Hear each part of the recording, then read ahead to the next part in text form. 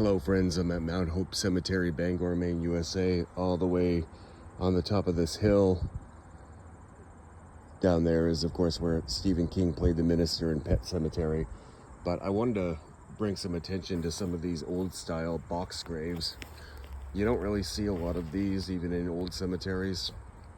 And there's a primitive version of them at the old Burying Point Cemetery in Salem, Massachusetts from the 1600s, but these were sort of resurrected in that style, and I'm on a very steep hill, so sort of trying to maintain my ground while filming here. But you can see that the headstones are actually on the ground, and the actual burial chamber is underneath this concrete, held up pretty well.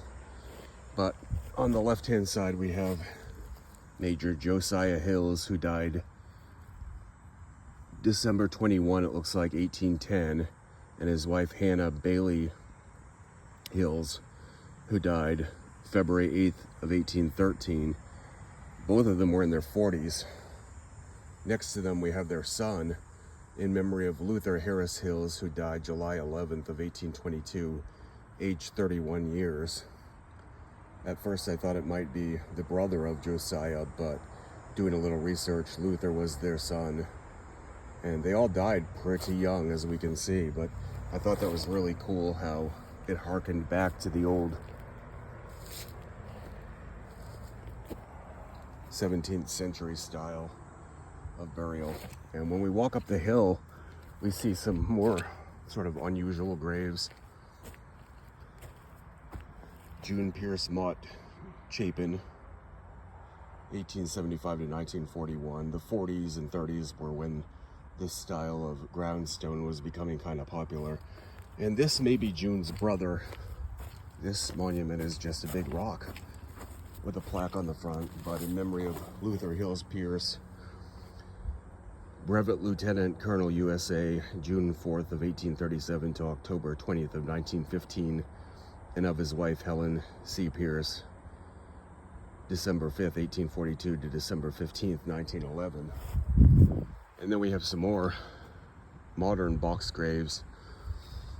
Of course, the interred would be beneath these great big blocks of concrete.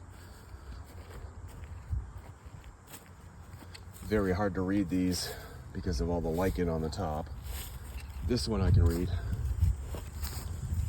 Mellon C. Pierce, son of Waldo Trait and Hannah Pierce. Looks like 1847 to 1931. So we have 3 of these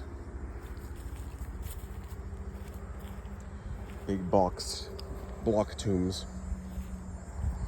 and then a smaller one.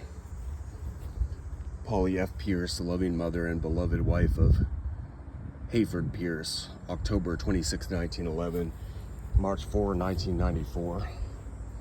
So she was born the year before the Titanic sank, and she made it to the 90s. 83 years. A lot of history there. She lived through World War I, World War II, Vietnam, Korea, Desert Storm. There's her husband, Hayford Pierce. So very cool, kind of nostalgic, harking back, and they probably did that as a tribute to their ancestors as well as security. Nobody's moving these big blocks, that's for sure.